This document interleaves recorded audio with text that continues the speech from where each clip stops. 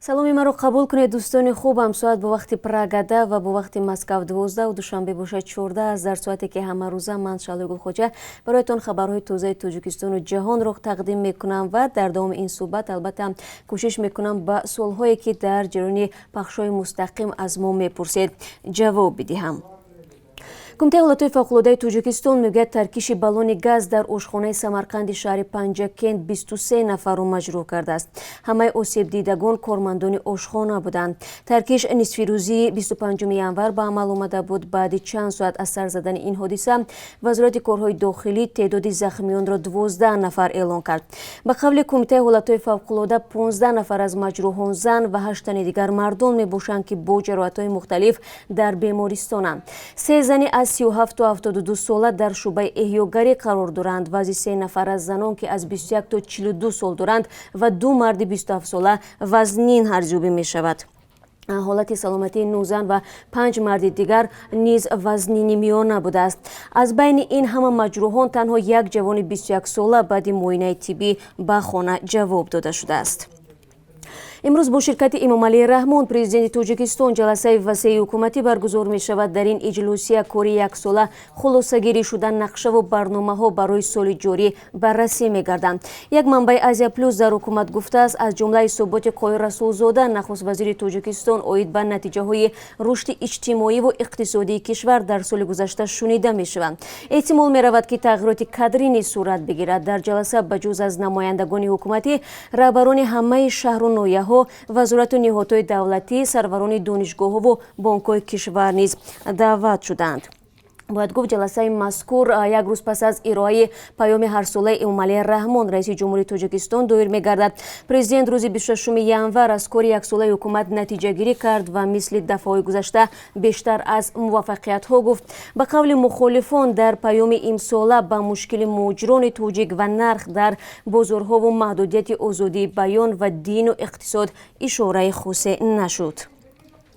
Тоҷикистон нақша дорад ки дар оянда содироти барқ ба Афғонистонро бештар кунад. Хабаргузори Авеста менависад ки бо ин ҳадаф соли ҷорӣ хатҳои баландшиддати барқ сохта мешавад. хати интиқоли барқи 500 киловолта аз нерӯгоҳи барқи оби Роғун то зеристгоҳи Сангтуда бунёд мегардад. Ба гуфтаи Авеста феълан байни Тоҷикистон ва кишварҳои ҳамсоя Ӯзбекистон, Қирғизистон ва Афғонистон 13 хати интиқоли барқ бо шиддатҳои гуногун мавҷуданд. Чанд соли охир Тоҷикистон ба Афғонистон ҳудуди 1,2 то 1,3 миллиард киловаттсоат барқ фурӯхтааст. мақомоти тоҷик соли гузашта аз содироти барқ ба хориҷа беш аз 56 миллион доллар фоида гирифтанд ки ҳудуди 40% камтар мебошад.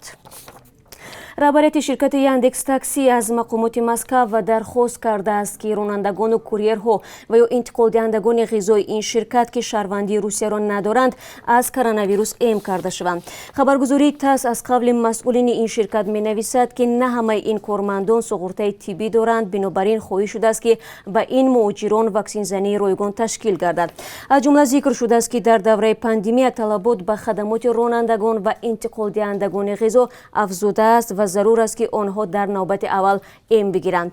аз 18 январ дар Русия маъракаи оммавии ваксинзании шаҳрвандони ин кишвар ба муқобили COVID-19 оғоз гардид.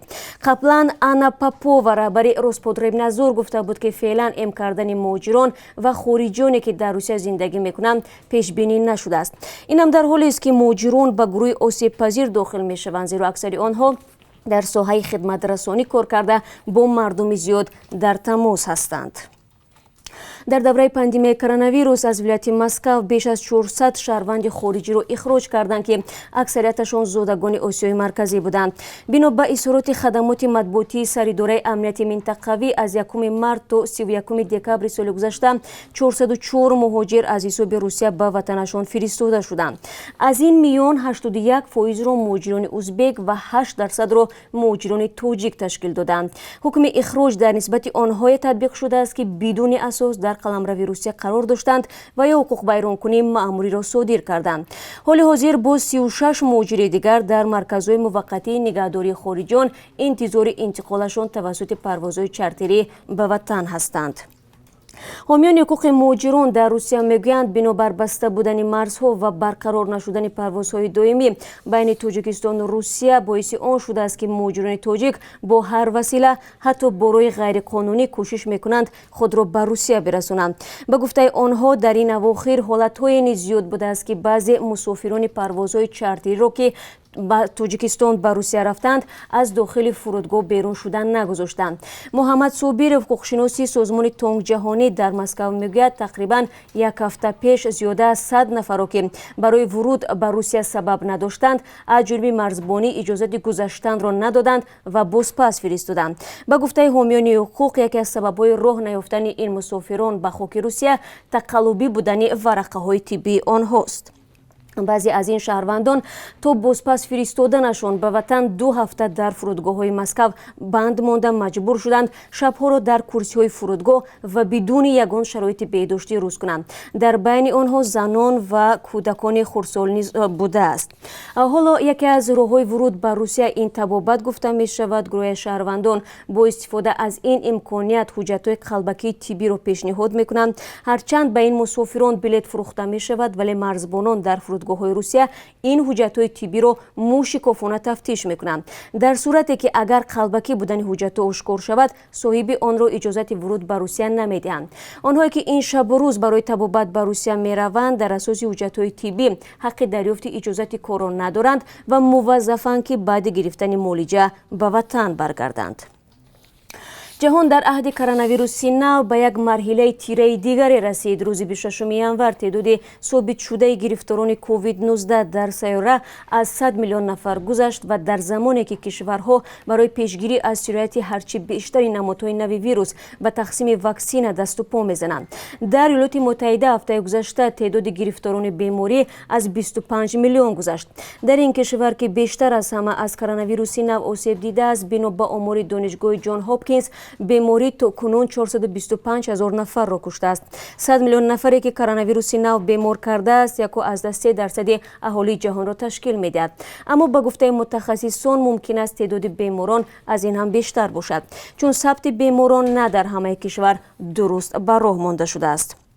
جو بایدن رئیس جمهوری آمریکا اعلام کرد که برای واکسن زنی اهالی 200 میلیون دانه واکسن نو می‌خرند. این مقدار واکسن اجازه می‌دهد که تمام مردم آمریکا تا آخر تابستان واکسن بگیرند. بریتانیا روز 26 ژانویه اولین کشور اروپا شد که در آن تلفات از بیماری از 100,000 نفر گذشت. تاجیکستان چند روز باز گزارش می‌دهد که در کشور یگان مورد سرایت بیماری ثبت نشده است. کمیته حالتهای فوق‌العاده تاجیکستان از باقی ماندن هوای سرد در کشور تا 3 روز آینده هشدار می‌دهد. به گفته کمیته تا 29 ژانویه در اکثر مناطق کشور یخبندی ادامه می‌کند.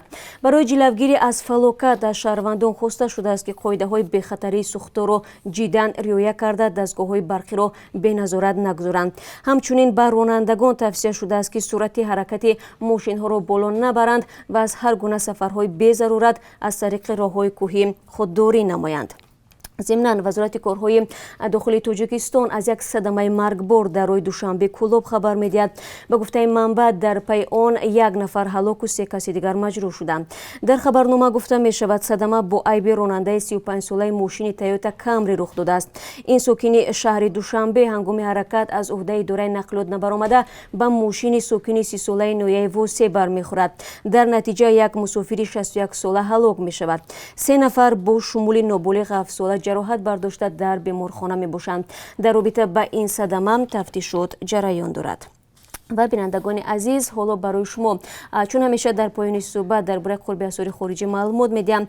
بانک ملی نرخ $1 را امروز 11 سومانی و 30 درم و 1 یورو را 13 سومانی و 72 درم تعیین کرده است. امروز 27 ژانویه 1000 روبل روسی 149 سومانی و 50 درم نرخ‌گذاری شده است که نسبت روز گذشته 60 درم بلندتر می باشد. این چند خبر تازه بود که من خواستم در این ساعت برای شما بگم. عزیزان خبرهای بیشتر از این را در دست داریم، البته با گزارش‌های روز از تاجیکستان که در برنامه خبری 3 ساعت پس تقدیم شما میکنیم. تا آن دم خداحافظی نمیکنم. خود را احتیاط کنید و برای کار برایتان.